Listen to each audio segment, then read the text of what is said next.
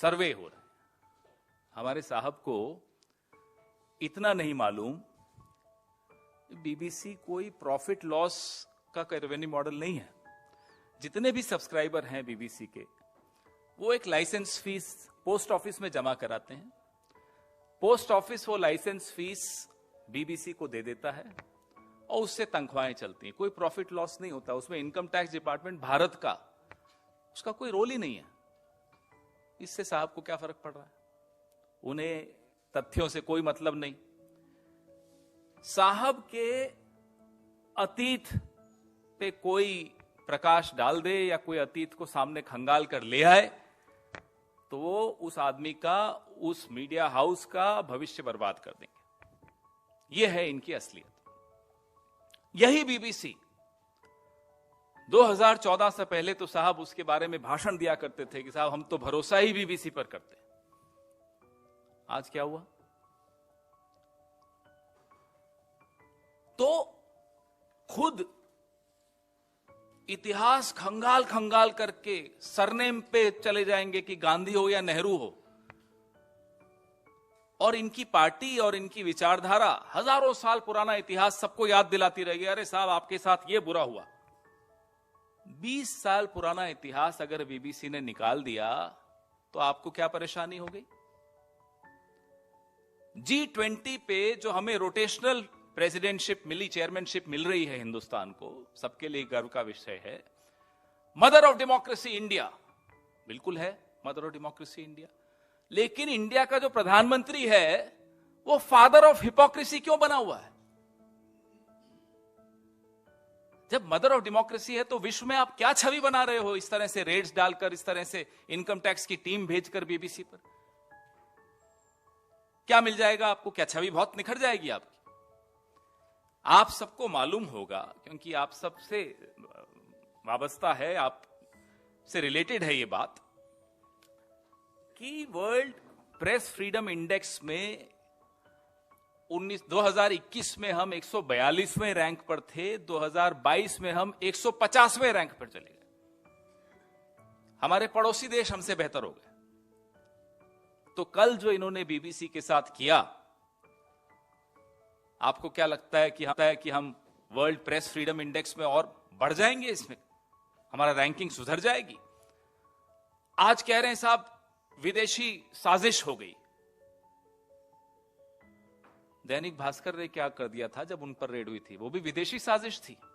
News click क्या विदेशी साजिश का हिस्सा था? न्यूज लॉन्ड्री क्या विदेशी साजिश का हिस्सा था? पहले एक चैनल पे रेड डालते हैं, फिर उनका दोस्त वो चैनल खरीद लेता है। ये कौन सी साजिश है? ये कौन सा टूल किट है? मैं नाम ले लेता हूं, कई बार नहीं लेता। आप समझते हैं मैं किस चैनल की बात कर। ऐसे कई उदाहरण आपको मिल जाएंगे जिसमें पहले रेड होती है, वो मीडिया हाउस हो, वो कोई पोर्ट हो, वो कोई एयरपोर्ट हो। पहले एजेंसी जाएगी साहब की, पायलट एस्कॉर्ट होता है ना वीआईपी जब सड़क पर चलते हैं तो ये मोदी साहब का पायलट एस्कॉर्ट है। मोदी साहब का नहीं, अदानी जी का पायलट एस्कॉर्ट है। पहले जाती एजेंसी, फिर जाते हैं अदानी जी। हो गया काम। तो मीडिया के साथ भी वही हो रहा है, जो पारादीप पोर्ट के साथ हुआ या जो मुंबई हवाई अड्डे के साथ हुआ। लगातार इनका ये एक टूल किट जिसको हम कहते हैं। मैं आपको और भी उदाहरण दूंगा। जो पहले इनकी पायलट गई, फिर ये खुद गए, इनके दोस्त गए। Ambuja cement, ACC, UltraTech cement पहले छापा, फिर दोस्त। कितना अच्छा मॉडल है देखिए। एनडीटीवी, क्विंट, कहां इन्होंने ऐसा नहीं किया? मुझे बताइए। तो अब जो इन्होंने कल किया है, हमें चिंता देश की छवि की है। पहले आपने फिल्म पे बैन लगाया कि यहां स्ट्रीमिंग नहीं हो सकती। अब पता नहीं हिंडलबर्ग का दिल्ली में ऑफिस है, इंडिया में कहीं है या नहीं। होता तो अब तक एजेंसीज पहुंच चुकी होती। अब पता नहीं कोशिश कर रहे होंगे कैसे उन देशों में जाकर अपनी एजेंसी को भेजें। मुझे लगता है इनको ईडी, सीबीआई, इनकम टैक्स का अब अलग अलग देशों में एक फ्रंटल ऑर्गेनाइजेशन तो इनकी बनी गई है, अलग अलग देशों में इनकी शाखाएं बना देनी चाहिए। जैसे आरएसएस की शाखाएं होती ना, वैसे ईडी की शाखा अमेरिका में, इंग्लैंड में, शायद फिर हिंडलबर्ग जैसे लोगों को भी चुप करा सके। मजाक बना दिया है देश का। He is made a mockery of this country. We are not a banana republic and we'll never be. लेकिन आप जो इस देश में कर रहे हैं, फिलिप कॉटलर अवार्ड न पहले सुना न बाद में सुना, पूरा तंत्र जागृत हो गया, अरे साहब मोदी जी को जय जयकार हो गई, फिलिप कॉटलर अवार्ड मिल गया। तब विदेशी साजिश नहीं होती। ऐसी ऐसी अखबारें जिनका कभी नाम नहीं सुना विदेशों में, कहीं उन्होंने पेज 1 पे छाप दिया कि मोदी जी महान है, तो मोदी जी, बस उसी को लेकर पूरे देश में डिबेट्स हो रही होती हैं। विश्व गुरु, जो अब तक तो देश के मीडिया को काबू करता था, विदेश के मीडिया पर भी रेड डालता है। विश्व गुरु ऐसे बनते हैं। विश्व गुरु पूरे विश्व के मीडिया पर रेड डालेगा, ऐसा विश्व गुरु हमारा।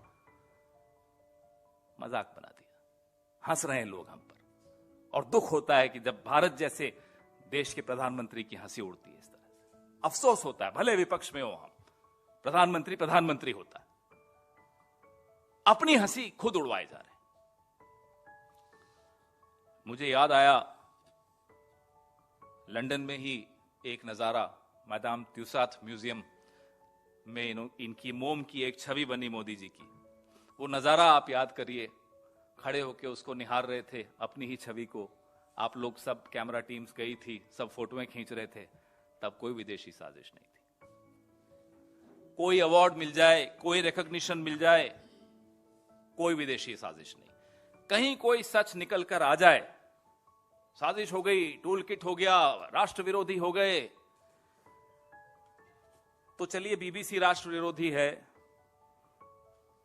द वायर भी राष्ट्र विरोधी है, द न्यूज मिनट भी राष्ट्र विरोधी है। इन सब पे इनकम टैक्स रेड्स हुई हैं। News laundry, Quint, NDTV, Bharat समाचार, न्यूज क्लिक, दैनिक भास्कर, ये सब राष्ट्र विरोधी हैं। क्यों? क्योंकि इन्होंने कभी हिम्मत जुटा के कुछ सच लिख दिया। अब ये टूल किट इनका चलेगा नहीं, ये मॉडल अब इनका चलेगा नहीं, क्योंकि अब पूरा विश्व हंस रहा है। 8 अप्रैल का मैं आपको मेरी प्रेस रिलीज में लिख रहा हूं कि डीडी, आकाशवाणी, इस सब पर तो हम भरोसा ही नहीं करते, हमें तो बीबीसी पर भरोसा है। कहां हो, क्या हो गया साहब? अब बीबीसी पे भरोसा क्यों नहीं है? सत्ता में आते ही भाषा बदल दी।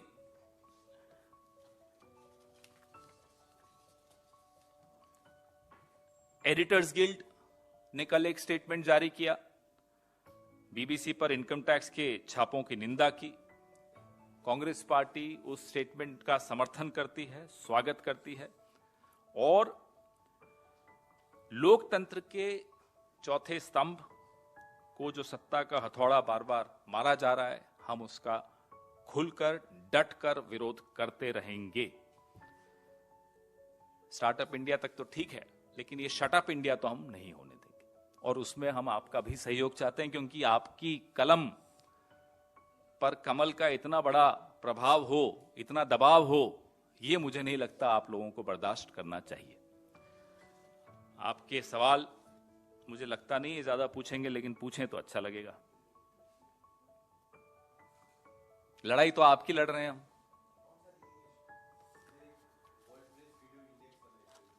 Okay, sure. What happened yesterday at the premises of the BBC in India comes as a shock to all of us, because it ruins the image of India in the world. The Prime Minister, who celebrates little known awards, I'll give you an example, Philip Kotler Award, never heard before, never heard after. He craves for endorsements from foreign countries. But if a foreign publication, a foreign media house exposes his own past, he first bans that documentary, then goes about unleashing his agencies on these organizations. In this case, it's the BBC.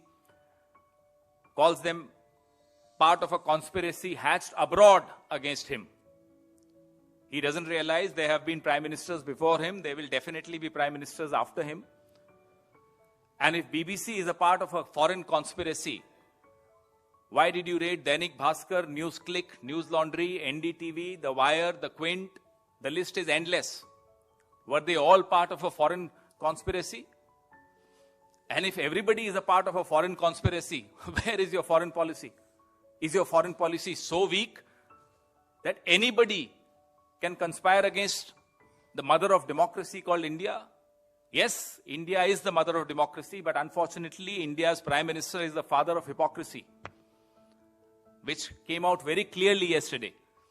In the World Press Freedom Index, India was 142 in 2021, and in 2022, India slipped down to 150. I don't know what will happen in 2023 after what happened yesterday at the BBC.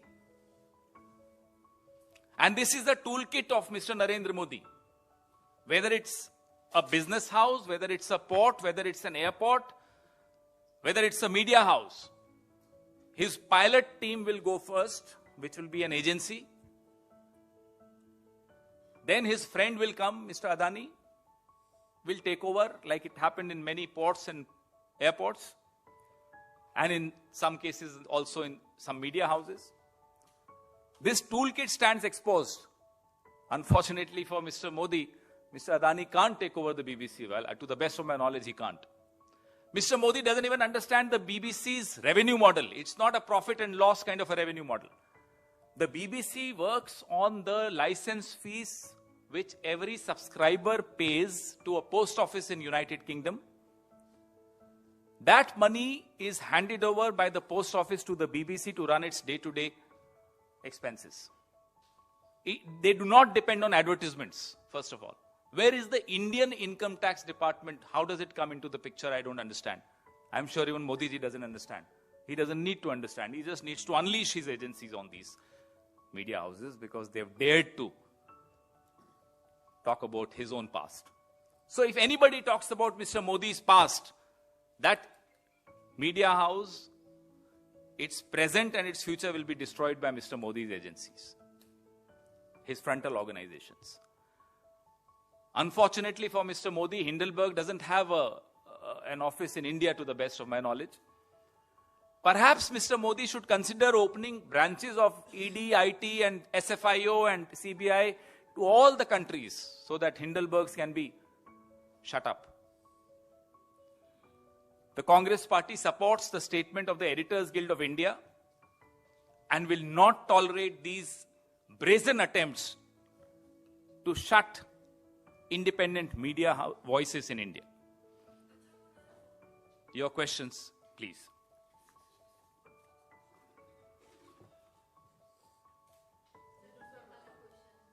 पहले इस पे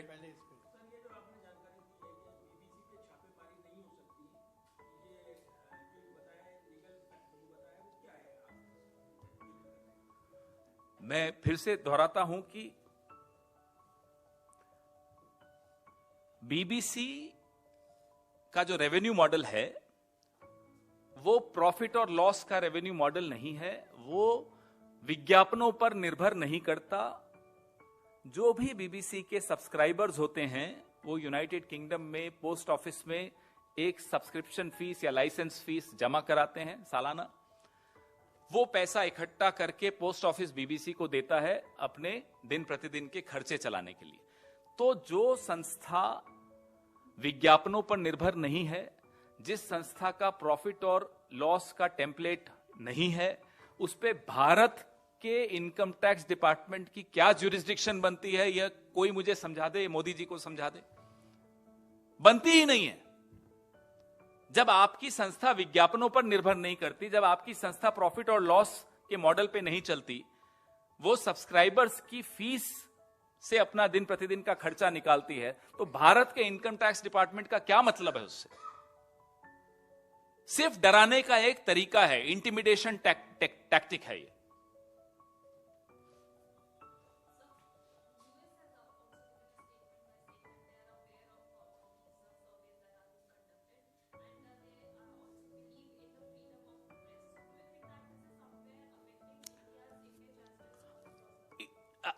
I'm not bothered about what the US says about India. I am worried about what the kind of image we are presenting to ourselves about our country. As I said, we are in a year where we are heading the G20. Lots of countries are visiting India, participating in conferences, seminars, roundtables. Mother of democracy has a prime minister who is a grandfather of hypocrisy, not even a father of hypocrisy. So I am not surprised with the response of the US. As I said, in the World Freedom of Press Index, we have already slipped from 142 to 150 in 1 year, 2021 to 2022. How many journalists of our own country have been imprisoned, detained? It's for all of you to cover. It's for all of you to expose. After all, tomorrow it will be your turn. That's my worry. My worry is that democracy in this country as we know it is dying. Not a slow death, but a definite, rapid death.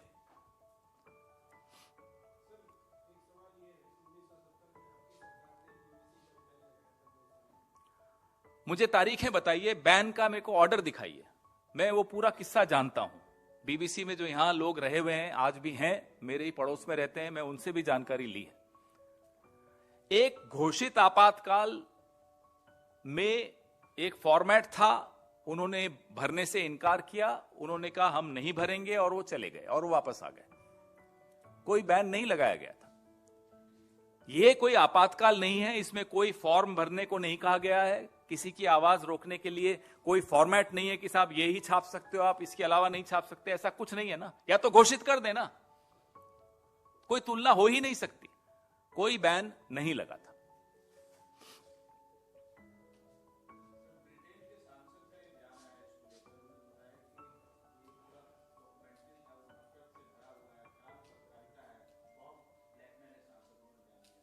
नहीं, पत्रकारिता अच्छी हो खराब हो, उसका जवाब ban से नहीं होता है, उसका जवाब रेड से नहीं होता है. उनसे भी पूछिए आप, क्या रेड होनी चाहिए? कल को आप हमारे खिलाफ कुछ छापते हैं राजस्थान में, छत्तीसगढ़ में,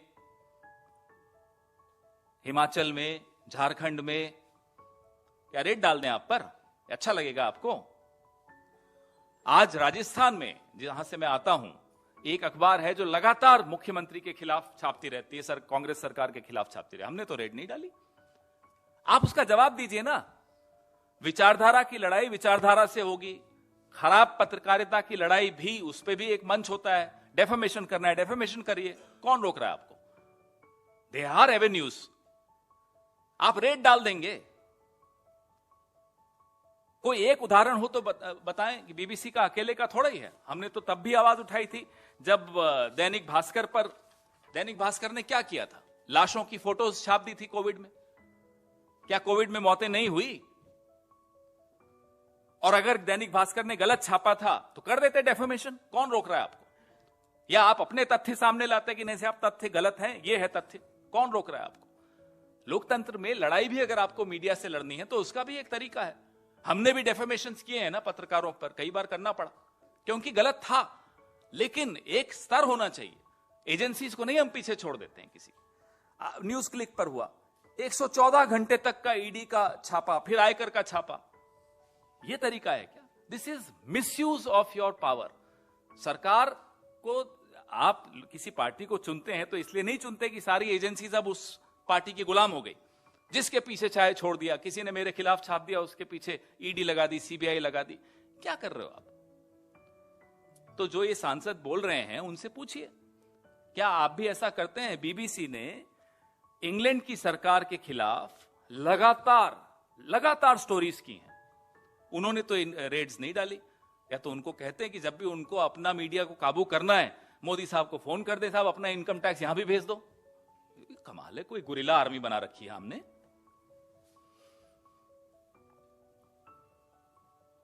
जी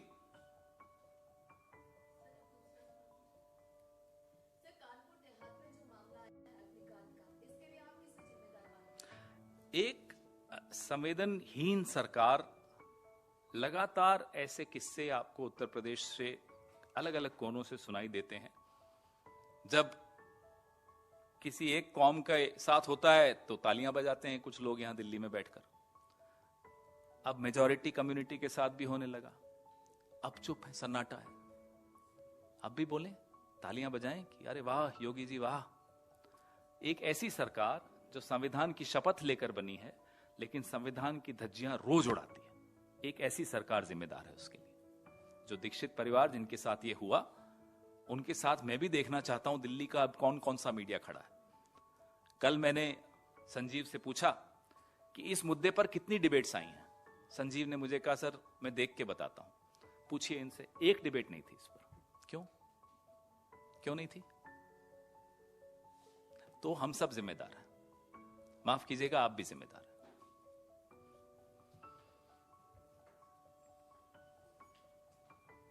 जी और कोई सवाल? हाँ,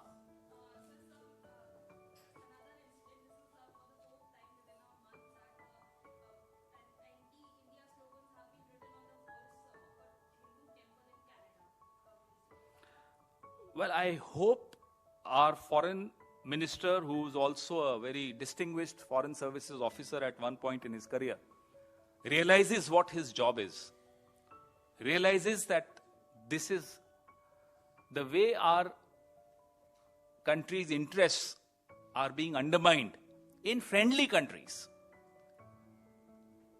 Where is he? Why is the government sleeping? I want to understand. एक सवाल मेरे को किसी ने मैसेज पे भेजा है, कमाल है जी। एनीथिंग, तब तक मैं उनसे पूछ लूं कि आ रहे हैं तो वो ही पूछ लेंगे।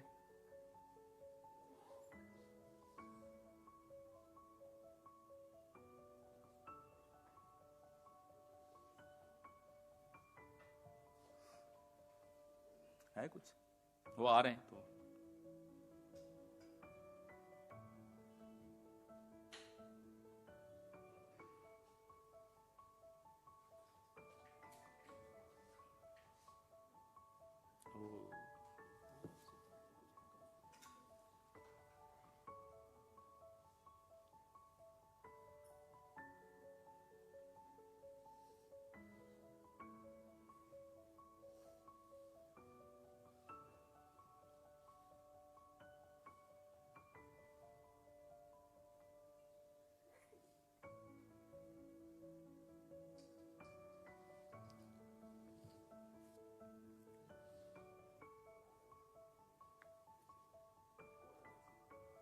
पूछ रहे हैं। ए नहीं का वो एक सवाल था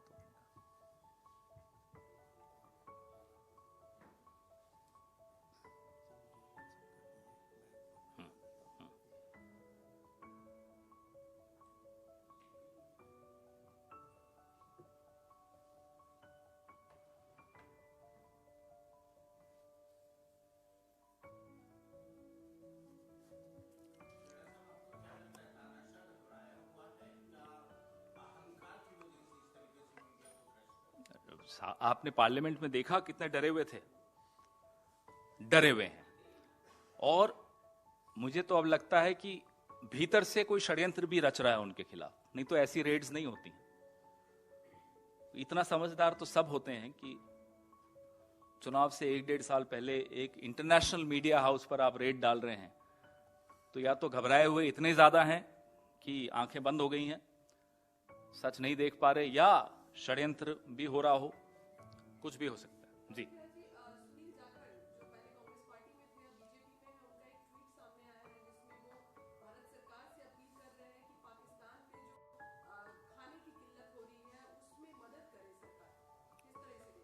जाखड़ जी जब तक कांग्रेस में थे तब तक तो ऐसी बातें नहीं करते थे।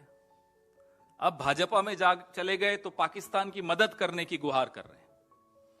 अब हम मोदी जी से यह जानना चाहते हैं कि अगले 24 घंटे में जवाब दें, क्या सुनील जाखड़ जी की इस टिप्पणी में उनके साथ हैं? क्या मोदी जी भी चाहते हैं कि पाकिस्तान की मदद भारत करे? और पुलवामा की बरसी हमने कल ही मनाई, ये ट्वीट भी शायद कल या परसों ही आया। पुलवामा की बरसी पर जहां हमारे 40 जवान शहीद हुए हों, भारतीय जनता पार्टी के एक बहुत वरिष्ठ नेता सुनील जाखड़ जी कह रहे हैं कि भारत को आगे बढ़कर पाकिस्तान की मदद करनी चाहिए।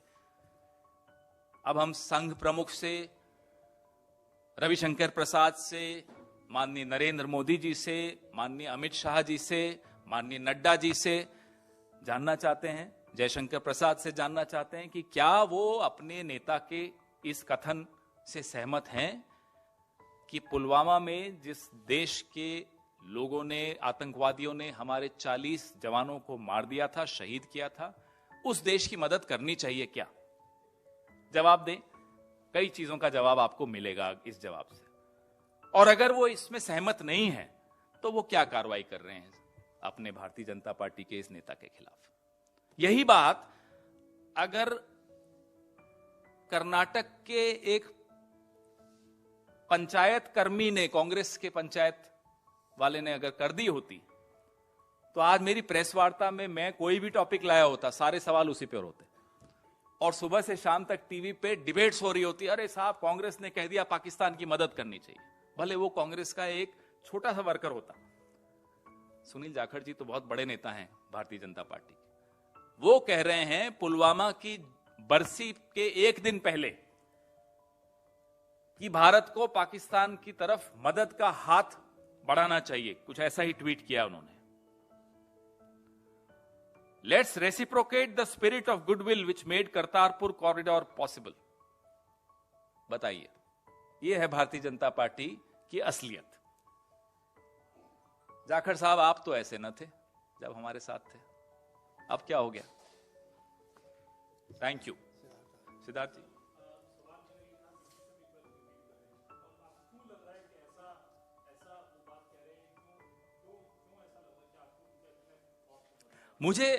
मैं सुनील जाखड़ जी को बहुत सालों से जानता हूं, बड़े समझदार, बुद्धिमान व्यक्ति हैं, पढ़े लिखे व्यक्ति हैं, बहुत पढ़ते हैं। मुझे लगता है कि ये उनके विचार नहीं, ये मोदी जी के ही विचार होंगे, संघ के ही विचार होंगे कि पुलवामा से की बरसी के एक दिन पहले कोई कह रहा हो कि पाकिस्तान की मदद करो, भारत को कह रहा हो, अपनी पार्टी को कह रहा हो, और पार्टी में अभी तक एक निंदा नहीं आई, 2 दिन हो गए इस ट्वीट को, तो कहीं कुछ है। अब आप लोगों के माध्यम से हम मोदी जी से भी जानना चाहते हैं कि क्या वो सहमत हैं इस बात से। अगले 24 घंटे में जवाब दें।